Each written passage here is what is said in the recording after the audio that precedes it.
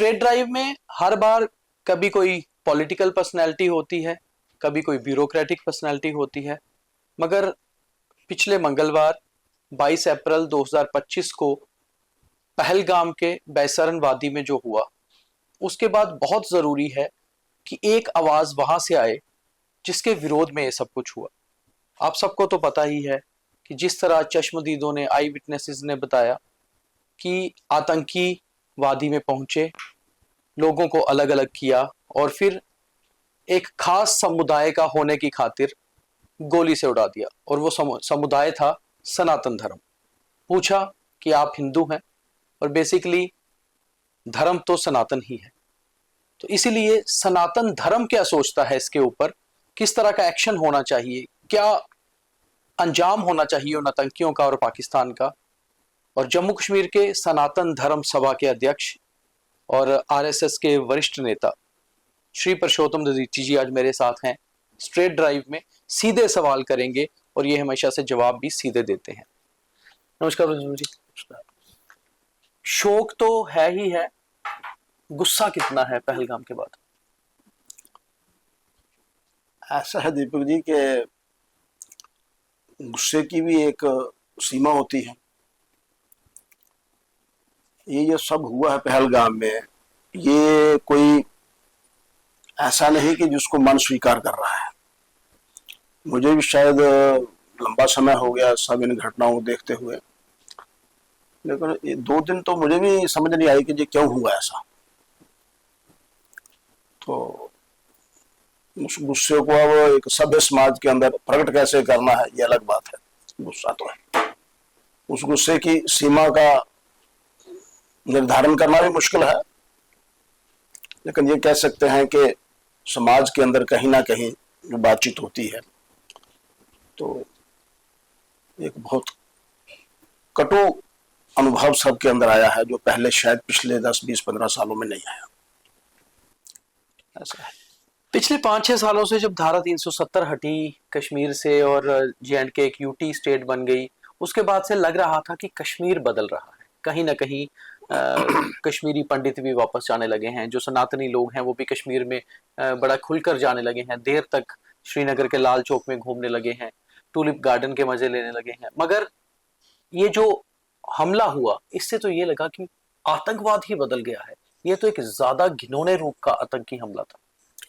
नहीं, ये बिल्कुल चर्चा आपने सुनी होगी और समाचार पत्रों में भी, बातचीत में भी आया कि हमास जब यहूदियों के साथ इस प्रकार का व्यवहार करता था तो लगता था बड़ा अजीब हो रहा है।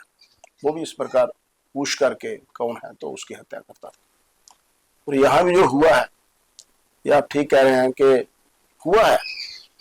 मुझे स्मरण आता है कि किश्तवाड़ के अंदर जब सवेरे बस चली तो उसको सरथल देवी की तरफ मोड़ करके बस में से पूछ करके कि कौन किस धर्म का है सेग्रीगेट किया गया था और भुना था। लेकिन वो एक लिमिटेड था, ऐसा लगता नहीं था वो उस समय के दौर में। लेकिन आज इतने लंबे समय के बाद, जैसे आप कह रहे हैं 5-6 वर्षों के बाद, 10 वर्षों के बाद, इस प्रकार के पूछ करके नाम, जाति और कलमा पढ़ो ये सारा करके, तो बड़ा एक भयानक रूप उसने लिया है। इसके बारे में विचार करना चाहिए। सनातन धर्म सभा के अध्यक्ष होने के नाते सनातनियों पे ही हमला हुआ, चुन चुन के मारा गया। हालांकि एक आदिल शाह के रूप में एक घुड़ सवारी करवाने वाला एक लड़का भी मारा गया। शायद उसने वहां उनको रोकने की कोशिश की या उनसे भिड़ गया तो मारा गया, मगर हमला उनका सनातन धर्म पे ही था। प्रधानमंत्री जी ने अपने संबोधन में कहा कि यह हमला देश की आत्मा पे है। उनकी भी बात सही थी, मगर सनातन धर्म सभा क्या चाहती है, किस तरह की एक्शन हो केंद्र सरकार द्वारा?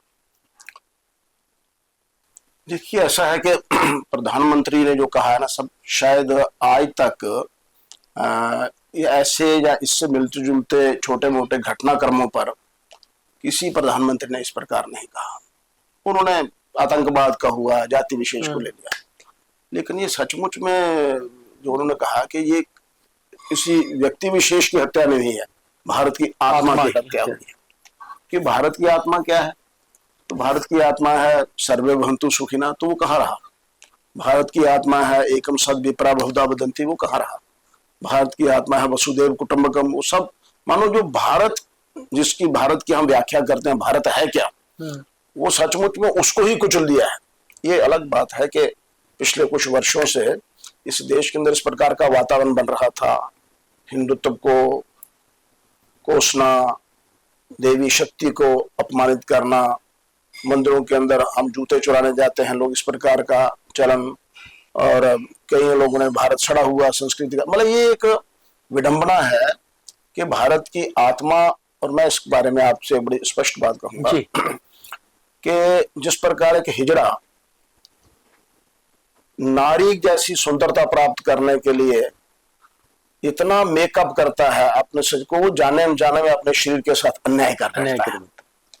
आज इस देश के अंदर वह सब लोग जो राष्ट्रीय दृष्टिकोण से बड़े दूर, राष्ट्र का भाव जिनके अंदर नहीं, वो सेकुलर बनने के लिए इतना अनाप शनाप भारत के विरुद्ध बोलते हैं, भारत स्टेट के विरुद्ध, भारत के विरुद्ध, संस्कृति के विरुद्ध, कि वो उन्होंने इस देश और इस धर्म की संस्कृति के साथ अन्याय किया है। हिजड़ा अपने शरीर के साथ अन्याय करता है, इन्होंने अपने आप को धर्म निरपेक्ष सिद्ध करने के लिए देश के साथ ही अन्याय किया है। ये आप देख रहे हैं। क्या अब समय आ गया है कि ये साफ हो जाए कि हमला सनातन धर्म पे ही हो रहा है? क्या वो बाकी घटनाएं हो या उसके बाद एक घिनौना हमला हो पहलगाम का? देखिए, मैं सनातन धर्म सभा के नाते बैठा हूँ, छोटा सा कार्यकर्ता हूँ। सनातन पर तो हमला होगा ही इस देश में, क्योंकि इस देश की मूल आत्मा सनातन है। लेकिन अगर आप ध्यान देंगे ना, तो जो लोग हमला करने वाले हैं वो हमला इसलिए नहीं कर रहे कि किसको करना है, वो अपने को स्थापित करने के लिए हमला करते हैं। आप गाजा में चले जाए तो यहूदियों के साथ है, अमेरिका में चले जाएंगे तो ईसाइयों के साथ है, आप सीरिया में चले जाएंगे यजीदियों के साथ है, आप म्यांमार में चले जाएंगे बौद्धों के साथ है, आप संसार में जहां भी जाएंगे इस विचारधारा ने उस दूसरी किसी विचारधारा को जीवित रहने का अधिकार मिल जाएगा, ऐसा नहीं सोच रहे हैं। क्योंकि ये भारत सनातन भूमि है, इसलिए जहां सीधा करना सनातन पर ही है, बाकियों को तो कुछ मानते नहीं वो। तो ये मैं मानता हूं कि यहाँ जब भी आक्रमण होता है, वो चाहे बंगाल के अंदर होता है, केरल के अंदर होता है, पंजाब के अंदर हुए, जहाँ आज जम्मू कश्मीर के अंदर हुआ, इससे कुछ वर्ष पूर्व जहाँ आज हुआ जो आक्रमण, ये सब सनातन, क्योंकि उनका सनातन को ही यहाँ से सनातन का विनाश हुआ तो सब समेट लिया जाएगा। कुछ देर पहले हम इस चीजों पे चर्चा कर रहे थे कि बांग्लादेश में हिंदू सुरक्षित नहीं है, उन पर हमला हो रहा है। आज हमारे कश्मीर में भी वही हुआ कि हमारे देश के अपने सैलानी जो अलग अलग हिस्सों से आए थे, वो कश्मीर के अंदर उनको टारगेट करके मारा गया। तो हालात पहले से आप बेटर देख रहे हैं? आपको लगता है कि आतंकवाद की चरम सीमा पर है और शायद पानी जो है सर से निकल रहा है? मैं आपसे इस विषय में बड़ा स्पष्ट करूंगा कि ये जो आतंकवाद है ये कोई नई चीज नहीं है, ये युगानुकूल सारे युग में चलता आया है। माता सीता का विदेही का अपहरण भी आतंकवादी था, द्रौपदी का चीरहरण भी आतंकवादी था, गुरुपुत्र साहबजादों का दीवारों में चुनना भी आतंकवाद था, और भाई मतीदास सतीदास दयाला को गुरु तेग बहादुर के सामने वो बोलते हैं कड़ाई में अग्नि पर आरे से चीरना भी आतंकवाद था। बंदा वीर बैरागी के बेटे का कलेजा चीर कर उसके मुंह में उसका कलेजा डालना, बंदा वो भी एक आतंकवादी था। तो ये आतंकवाद का स्वरूप हर युग में बदलता रहता है। आज भी आतंकवाद है और ये रहने वाला है, क्योंकि धर्म और अधर्म इसका सर्वत्र युद्ध होने वाला, संघर्ष होने वाला है, और परिणाम जो भी होगा, जो इतिहास हमें बताता है, परिणाम तो यही होता है कि सत्य की विजय होती है। जब जब अधर्म होता है, धर्म की रक्षा करने वाले भी जो है बढ़ चढ़कर आगे आते हैं, चाहे वो महाभारत में भगवान श्री कृष्ण हो या फिर जब लंका पर चढ़ाई करनी थी तो भगवान राम हो। आज भी आपको लगता है कि एक जरूरत है पाकिस्तान को कुचलने की? पिछले वर्ष मैंने कहीं पढ़ा और मेरे पास रखा, मैंने लिख करके, तो हम लोगों को बात समझ नहीं आती है। पाकिस्तान के एक बड़े वरिष्ठ पत्रकार हैं हामिद मीर, उन्होंने कहा था पाकिस्तान में बोलते समय कि मोदी हमारी मौत है और कांग्रेस हमारी लाइफलाइन है। ये बात उनको समझ आती है, हम लोगों को यहां समझ नहीं आ रही है कि मोदी कोई पॉलिटिकल फिगर नहीं है इस वक्त, मैं सनातन धर्म और राजनीति की बात नहीं कर रहा, लेकिन हर युग में कुछ ना कुछ परिवर्तन होता है। आज सारा देश और सारा विश्व इस बात को स्वीकार करता है कि भारत के अंदर भारत की आत्मा की और कोई रक्षा कर पा रहा है तो मोदी जी, नरेंद्र दास मोदी कर रहे हैं। वो किसी पार्टी से नहीं, कल को वो पार्टी में नहीं रहेंगे, छोड़ देंगे, उनके जीवन का जो ध्येय है वही है। तो मतलब मैं कहता हूं कि जो बातें बाकी लोग समझते हैं, पाकिस्तान समझता है, भारत के लोग नहीं समझ पा रहे हैं। तो कहीं ये समझना पड़ेगा कि आज विपक्ष भी मोदी के बिल्कुल साथ खड़ा है। इवन कांग्रेस ने खुद बोल दिया कि जो मोदी सरकार फैसला लेकर आएगी हम उनके साथ हैं आतंकवाद को कुचलने में। ऐसे में अब क्या लगता है कि बहुत स्ट्रॉन्ग एक्शन होने वाला है पाकिस्तान के विरोध? अभी तक तो जो हुआ है ये सब डिप्लोमेटिक एक्शन है। एम्बेसीज को लेकर के नागरिकों का आदान प्रदान जो है, या इंडस वाटर ट्रीटी जो है, तो ये सब डिप्लोमेटिक एक्शन है। इससे ज्यादा डिप्लोमेटिक और स्ट्रॉन्ग किया नहीं जा सकता। हाँ। लेकिन कहीं मेरे मन के अंदर एक भाव आता है कि कुछ ना कुछ स्ट्रेटजिक मिलिट्री वाला भी कुछ होगा, सब उसकी तैयारी चल रही है, शायद ऐसा लग रहा है। सर्जिकल स्ट्राइक और एयर स्ट्राइक से बड़ा होगा इस बार? अब ये बैठे हैं बड़े बड़े वहां दिग्गज लोग, कुछ निर्णय करेंगे, लेकिन मुझे लगता है कि जो जिस प्रकार का एक स्मेलिंग हो रही है, कुछ ना कुछ तो जो शब्द उन्होंने प्रयोग किए हैं कि आतंकवाद की जमीन को नष्ट करेंगे, तो कुछ लगता है उसके लिए हम सबको भी तैयार रहना चाहिए। लेकिन दुर्भाग्य है हमारा कि इंडस वाटर ट्रीटी को लेकर के और कोई बोला नहीं बोला, लेकिन मणिशंकर अय्यर बोल रहे हैं कि जैसे पानी वहां कम होगा तो प्यास इनको गला सूखने लगा इनका। तो ये मुझे लगता है इस पर सियासत तो नहीं होनी चाहिए। सियासत नहीं होनी चाहिए, ये तो देश विरोध है, सारा देश विरोध है। तो इसलिए कुछ सख्त होने का ऐसा अंदेशा है। पुरुषोत्तम जी, अभी हाल ही में गृह मंत्री जी ने जम्मू कश्मीर का दौरा किया था, एक मुलाकात आपकी भी उनसे हुई थी, एक बैठक में आप भी थे। सुरक्षा को लेकर क्या बात हुई थी, कोई खास? कुल मिलाकर के ऐसे मिलना होता ही रहता है, जब कोई केंद्र से कोई व्यक्ति जम्मू कश्मीर में आता है, दो चार प्रमुख लोग बैठते ही हैं, गपशप करते हैं। सुरक्षा की दृष्टि से बात हुई थी, लेकिन कोई बड़ी ऐसे कोई निर्णय कोई इस प्रकार के कोई बड़े लंबे चौड़े नहीं, जो छुटपुट जैसे कठुआ का ये चल रहा था मामला, उन दिनों भाई कुछ थोड़ी सावधानी बरतनी चाहिए, ऐसी कोई बातें हुई थी जनरल। खुद गृह मंत्री ने ऑल पार्टी मीटिंग में माना कि सुरक्षा में चूक थी और दिख भी रहा था। तो आपको लगता है कि थोड़ी सी चूक कहीं ना कहीं हम अपनी सुरक्षा में कर गए और मौका दे गए आतंकियों को? नहीं, ये तो एक बड़ा स्टीक प्रश्न है आपका भाई। चूक जो सिक्योरिटी लैप्स तो हुआ है, अब इसमें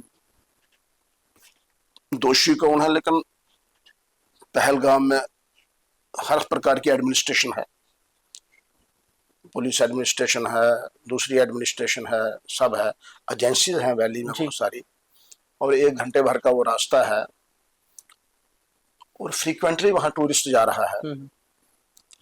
तो ये भूल नहीं कहना चाहिए, मैं कहता हूँ बहुत बड़ी गलती, भूल ही नहीं है ये मैं कहता हूँ एक लापरवाही है, लापरवाही है। और इसके लिए जो लोग जिम्मेवार हैं, दे शुड बी उनको कहीं ना कहीं पैनलाइज करना चाहिए, क्योंकि इसको रोका जा सकता था, आसानी से रोका जा सकता था। आप वहाँ 5 लोग भी खड़े कर देते तो कम से कम आतंकी हिम्मत नहीं करते ऐसा करने की, शुरू भी करते थे, कम से कम उनको भागना पड़ता, रिटेलिएशन होती, या मारे जाते, कुछ ना कुछ होता। लेकिन इस तरह से वो खुलेआम जो उन्होंने तांडव किया वो नहीं कर पाते।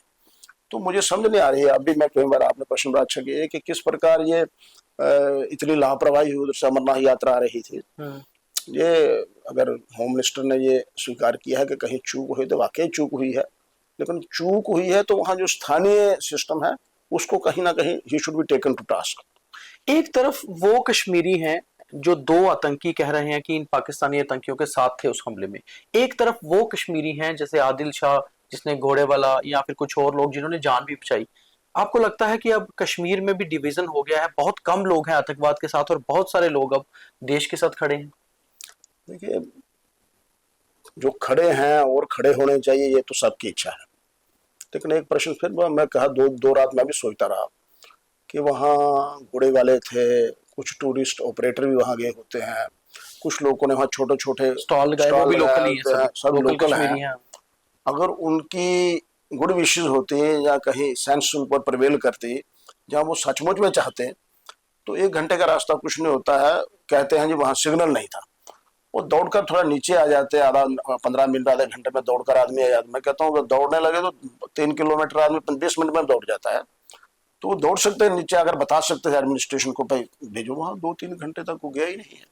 इसका मतलब है कि एवरीथिंग वाज इन लल, हो रहा है होने दो, चल रहा है चलने दो। तो ये कैजुअल लिया गया वहां पर, उस चीज को कैजुअल कैजुअल लिया गया। नहीं तो अगर कोई रिस्पॉन्सिबल, कह रहे हैं कि लोग अच्छे भी हैं, वो आदिल बेचारा कैसे चला गया उसकी भी भगवान करे आत्मा को शांति मिले। लेकिन कुछ कुछ तो है जिससे ये लगता है कि वहाँ कुछ ताना बाना जैसे पहले ही बुना हुआ था। कुछ ना कुछ तो अंदर से रैकी या स्पोर्ट थी, कुछ ना कुछ वहाँ होशमोश दाल में काला इस प्रकार का था। नहीं तो एक 3 किलोमीटर का रास्ता होता कितना है, बहुत ज्यादा नहीं होता है। मेरे जैसा 17 साल 72 साल का आदमी भी 20 मिनट में दौड़ जाता है। कश्मीर में इस घटना के बाद जिस तरह रिएक्शन हुआ, कश्मीर बंद हुआ, आम कश्मीरी बाहर निकला, उसने पाकिस्तान के खिलाफ भी बात की। मीरवाइज उमर फारूक जैसे अलगाववादी नेता ने भी अपनी स्पीच में कहा कि हम कंडेम करते हैं। आपको लगता है कि कश्मीरी कहीं ना कहीं भारत के साथ आया है जो कभी भारत से दूर था? ऐसा है कि ये एपिसोड इतना खतरनाक हो गया कि जो नहीं बोलता वो कटघरे में खड़ा हो जाता। तो बोलना की मजबूरी थी, बोले हैं, अच्छा है, कुछ लोगों को अच्छा लग रहा है। आगे भी अगर ऐसे ही सब ये खड़े हों तो हो सकता है केंद्र जिस प्रकार आतंकवाद को यहाँ कर्टेल करना चाहता है वो सारा हो जाए। ठीक है, बोले हैं तो अच्छा किया है। अमरनाथ यात्रा पे असर पड़ेगा इस घटना का, आपको लगता है इस साल? नहीं, मुझे ऐसा लगता है कि छाती ठोक करके ये खाने वाला समाज है। जैसे मैंने साहबजादों के बच्चों की बात की या भाई मदद, तो छाती ठोक के कहने वाला हम सनातनी हैं। तो वो आएंगे लोग, मृत्यु का भय नहीं है। क्योंकि वही मैंने बात कही, जैसे आपने कहा भारत, तो भारत का नैरेटिव क्या है? तो नैनम शिंदंती शस्त्राणी नैनम दहती पाप का, ना चैनम कलेद्यान तोपना छोषता ना मारुता। तो ये शरीर तो ऐसे ही है, अजर अमर, सब आत्मा अजर अमर है। और कोई बात नहीं, कई तो इसी इच्छा से आते हैं कि भगवान भोलेनाथ के चरणों में प्राण निकल जाए। गंगा बनारस भी लोग इसलिए कहीं जाते थे पैदल चल चल के, 20-20 दिन का सफर, वही मोक्ष मिलेगा। तो ऐसा नहीं है, यात्रा आएगी, सिक्योरिटी अरेंजमेंट्स होंगे, यात्रा आएगी, यात्रा में कोई असर नहीं पड़ने वाला है। अपने देश का समाज ऐसा नहीं है। तो आपको लगता है वैसे ही शिव भक्त पहुंचेंगे जैसे पहुंचेंगे, रुकेंगे नहीं, पहुंचेंगे, और पहुंचना भी चाहिए। क्यों नहीं पहुंचना है? इस प्रकार की वारदात होगी तो कोई यह देश का हिस्सा नहीं रहा क्या? देश का हिस्सा तो है।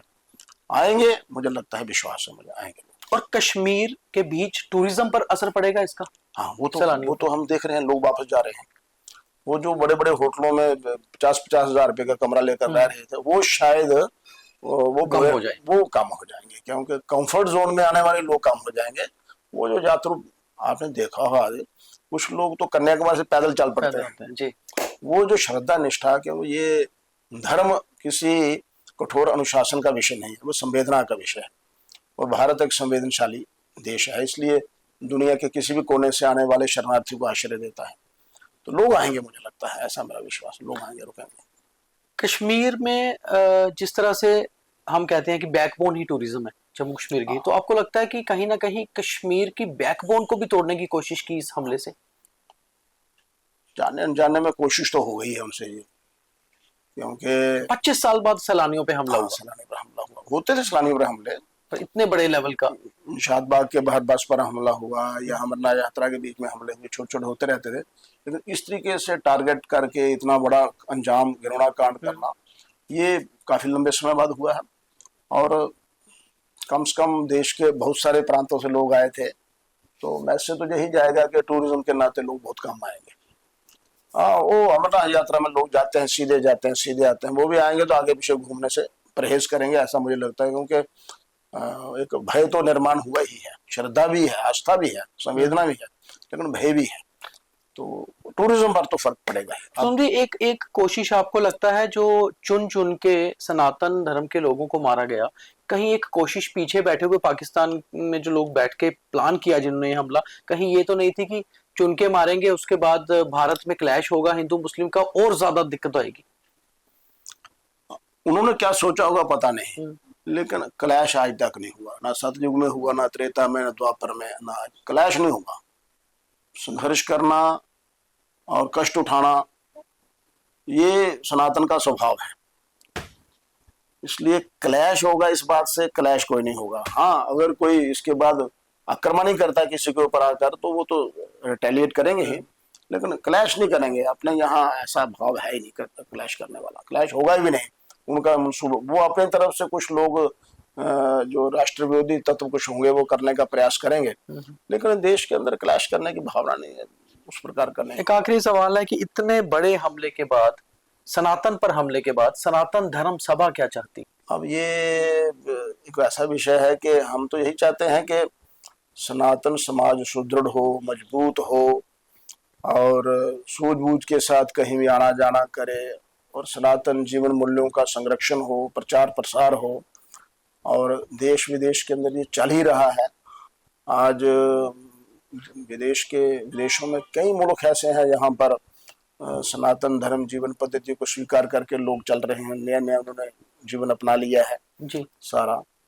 तो अंततः तो मेरा यही मानना है कि संसार में कुछ भी होता रहे, मैंने शायद एक बार पहले ही बात की थी कि इस संसार में यदि सृष्टि का परिवर्तन होगा, ये कलयुग समाप्त होगा, फिर से सध्यांश युग आएगा, मनवंतर होगा, तो अंतिम व्यक्ति जो होगा वो सनातनी होगा। सनातन दिलेर और मजबूत है आज उतना ही इस घटना के बाद भी? बिल्कुल बिल्कुल, ये परिवर्तन होते रहते हैं। हमको लगता है ना इधर खत्म हो रहा है, उधर कम हो रहा है, उधर जा रहा है। आप कई मुल्कों में जाएंगे तो वहां हजारों की संख्या में लोगों ने सनातन अपना लिया, लाखों की संख्या, सोच भी नहीं सकते आप। गयाना में चले जाइए, अमेरिका में चले जाइए, मॉरिशस में चले जाइए, ऐसे आदिवासी लोग जिनको जीवन नहीं पता था गणेश पूजा कर रहे हैं। तो ये समाप्त नहीं होने वाला, भौगोलिक परिस्थितियां बदलते रहेंगी। जैसे हमारा एक श्लोक आता है ना, हिमालय समारभ्य यावत हिंदू सरोवरम तुम देव निरंतम देश में हिंदुस्तानम प्रचक्षते। ये जो हिंदुस्तान है ये देवों द्वारा बनाया गया देश है, इसकी जो भौगोलिक भूमि है। लेकिन ऋषि निर्मितम राष्ट्रम, राष्ट्र ऋषि बनाते हैं। तो ऋषि जहां जहां पहुंचेंगे वहां राष्ट्र सनातन निर्माण होता जाएगा। ऋषि मुनि जहां भी जाएंगे तो विश्व के किसी कोने में भी जाएंगे, इसलिए सनातन समाप्त नहीं होने वाला है। बहुत धन्यवाद। ना तो हिंदुस्तान को कुछ होगा, ना ही सनातन समाप्त होगा। मजबूत है सब कुछ, मगर बदला लिया जाएगा और उम्मीद है कि बहुत स्ट्रांग रिएक्शन होगा। और ऐसा मानना है सनातन धर्म सभा का भी, और आरएसएस के वरिष्ठ नेता हैं, लंबे समय से ये सारा कुछ देखा है और बहुत सूझबूझ रखते हैं, इसलिए बहुत सीधे सवालों का बहुत सटीक जवाब भी दिया। और आज के स्ट्रेट ड्राइव में पहलगाम हमले पर इतना ही। आप इस प्रोग्राम पर आपकी क्या सोच है, किस तरह का जवाब भारत को देना चाहिए, जरूर नीचे कमेंट करके बताइए और इसे ज्यादा से ज्यादा लाइक, फॉलो, शेयर भी करिए। धन्यवाद।